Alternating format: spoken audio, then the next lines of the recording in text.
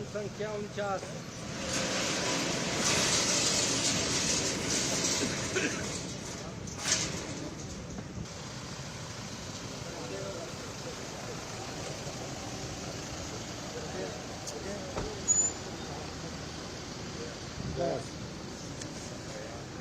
पूनम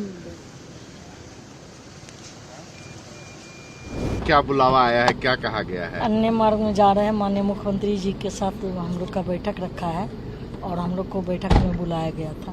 क्या कह करके बुलाया गया था? किन किन बातों को लेकर के बात चर्चा कुछ की? नहीं बोला गया है। ऑफिस से जेडीओ ऑफिस से फोन गया था और कहा गया कि बैठक में आपको अन्य मार्ग आना है।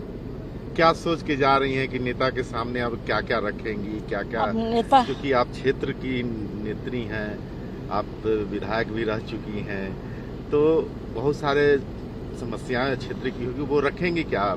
देखिए, क्षेत्र की समस्या तो रखेंगे ही, और विगत जो अभी 2024 में जो लोकसभा का चुनाव होगा, उस चुनाव में जो भी परिचर्चा होगी हम लोग को, और 1998 में हम लोकसभा का चुनाव भी लड़ चुके हैं, तो उस संबंध में भी बताएंगे लोकसभा के चुनाव के बारे में, क्या हम लोग का तैयारी है और कहाँ क्या कैंपेन करना है, हम लोग को क्या दिशा निर्देश माननीय मुख्यमंत्री जी देते हैं। क्या नाम हुआ और कहाँ? पूनम देवी यादव, जेडीयू विधायक, पूर्व विधायक खगड़िया।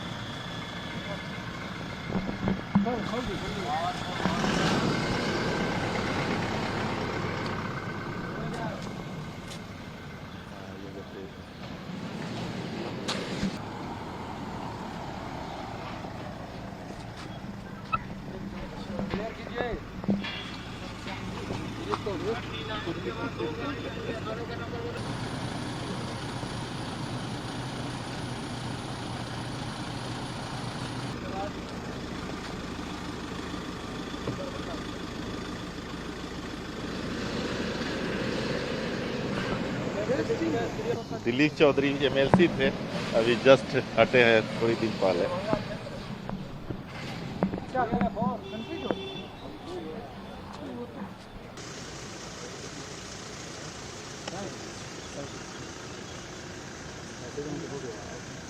गया है सर, गया।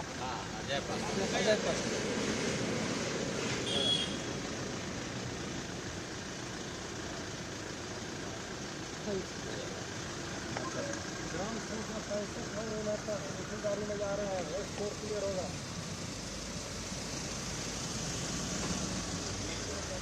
क्लियर है, जवाब दीजिए। क्या सर? अच्छा सर, क्लियर होगा। नीतीश कुमार जी से बातें हुई कि आप सब लोग जा करके कमजोर वर्ग जितने लोग हैं उनको, इनके जो योजना है बिहार सरकार से, उन तक आप पहुंचाइए, और जहां भी सांप्रदायिक वातावरण लोग नुकसान करना चाहता है, वैसे लोगों को चिन्हित कर प्रशासन और सरकार तक खबर करिए। चुनाव को लेकर 2024 को लेकर के किस तरह की तैयारी की बात हुई? 2024 में जो बाबा साहब भीमराव अंबेडकर जी का जो संविधान है, उस संविधान के अनुरूप सेकुलर ताकत को मजबूत कर देश के प्रधानमंत्री बनाना है। उस हिसाब से लोकसभा चुनाव में लोगों को संदेश पहुंचाइए और वो अपना मतदान करें। आप क्या चाहते हैं? जिस तरह से बात हुई, नीतीश कुमार पीएम बनने जा रहे हैं, यह बिहार का सौभाग्य होगा और गौरव की बात है जब आदरणीय नीतीश कुमार जी हमारे देश के प्रधानमंत्री होंगे, तो बिहार को विशेष राज्य का दर्जा मिलेगा, और इनके 17 वर्षों में जो काम हुआ है, हमारी माताएं बहनों को जो आगे बढ़ने का इन्होंने मौका दिया है, गरीब गुरबा को जो दारू शराब से वंचित करने के लिए इन्होंने जो प्रयास किया है ताकि उनका बच्चा पढ़ पाए और अच्छा से अच्छा अपना जीवन यापन बिता सके। आप लोगों को ये भी टास्क दिया गया है क्या कि जो आपके महागठबंधन के पार्टी के नेता हैं अपने क्षेत्र में, उनके से कोऑर्डिनेशन बनाने का, उनके साथ मिल करके चुनाव की तैयारी करने का, राजद के लोग हों, CPI-ML के लोग हों, माले के लोग हों, कांग्रेस के लोग हों, इनसे भी कुछ? वो तो पार्टी अध्यक्ष जी हमारे यहाँ हर परमंडलीय मीटिंग बुला करके परमंडल के साथियों को बात हुई क्या है? मिलजुल करके सभी साथी को एक होकर रहना है और इंडिया का नाम बुलंद करना है। या वैशाली दोनों में से कहीं लोकसभा का हमको दीजिए। दूसरी बात है, हमने कहा है जो है सो और सब समस्या जो है क्षेत्र की उस सब के बारे में, पुल वगैरह के बारे में मांग किया है, यही सब है। 2024 को लेकर के सीएम ने क्या टास्क दिया है, क्या बोला है कि किस तरह से तैयारी करनी है? नहीं, वो जानना चाहते थे हमसे, कोई समस्या आया था, कोई टास्क उन्होंने नहीं दिया। और क्या कहा है कि आगे क्या करना है, भविष्य में किस तरह ऐसा से कुछ जदयू नहीं को आगे बढ़ाना है? नहीं, वो सब कुछ नहीं। उन्होंने पूछा है आपकी अगर कोई समस्या है तो बताइए। तो कोई समस्या हमारे पास जो था वो सब हम दिए हैं लिख के उनको। और आपने अपने तरफ से जदयू की मजबूती के लिए क्या कहा है? जदयू की मजबूती के लिए हम कहा है कि सब जो भूमिहीन गरीब है उसको 5 डिसमिल जमीन दीजिए और जो टोला सड़क संपर्क योजना में जमीन एक्वायर करवाइए। एक्वायर नहीं होने के कारण वो सड़क नहीं बन रही है। और कहा है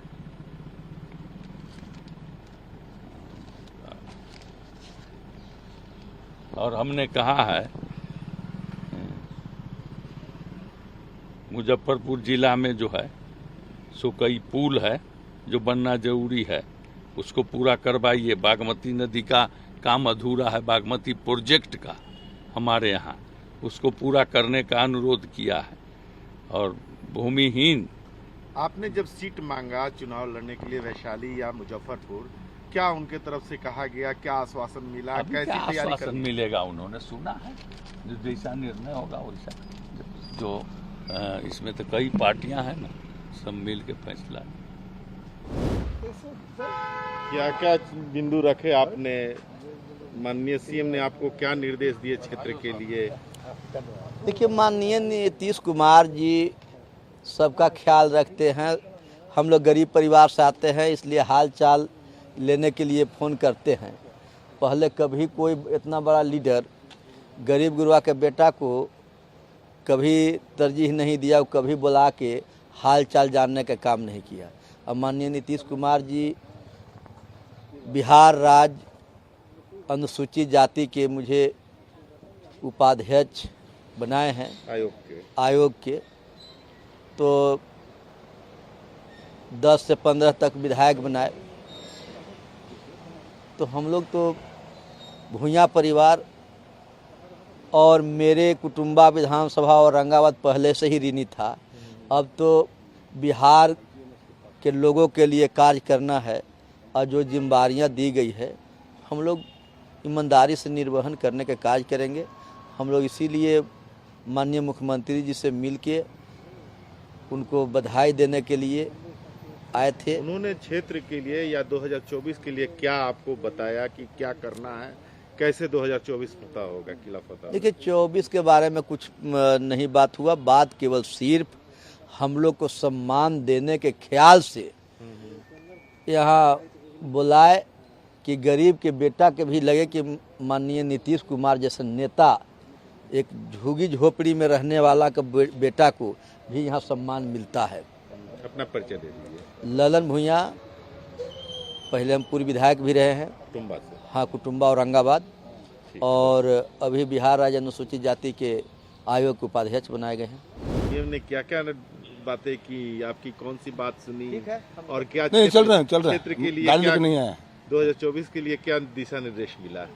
2024 को के लिए हम लोगों को दिशा निर्देश मिला हुआ है कि हम लोगों को महागठबंधन को चुनाव जिताना है और इतना जो 40 सीट है 40 में 40 हमको लाना है। इसके लिए हम लोगों को गांव-गांव जो है ये दलित और महादलित समाज के लोगों को जोड़ के तैयार करना है। इसके लिए हम लोग अपने स्तर से जितना भी बन पाएगा उसे करेंगे, अब कर रहे हैं। श्याम बिहारी राम, पूर्व विधायक चेनारी। क्या लग रहा है कि आपने कुछ बातें रखी होंगी, क्योंकि आप भी समस्या तो बताए होंगे कि हम लोग ये काम करें तो 2024 फतह हो सकता है। देखिए समस्या ये है कि ये बीजेपी वाले लोग जो है इस देश को जो है तोड़ना चाहते हैं, संविधान को बर्बाद करना चाहते हैं। आप लोगों ने देखा होगा कि आज तक मेरी 35 वर्ष की राजनीतिक लाइफ रही। इस 35 वर्ष की राजनीतिक लाइफ में मैंने देखा कि इतना झूठा प्रधानमंत्री आज तक कोई हुआ नहीं।